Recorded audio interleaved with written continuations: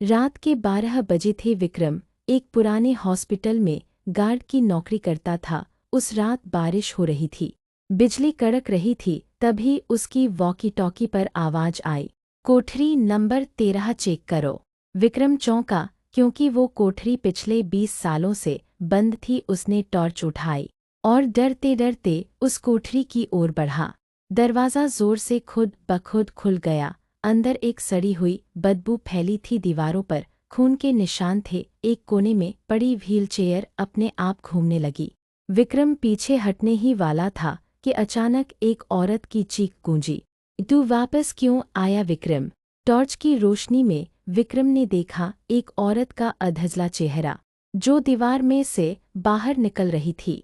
वो भागने ही वाला था कि दरवाज़ा बंद हो गया।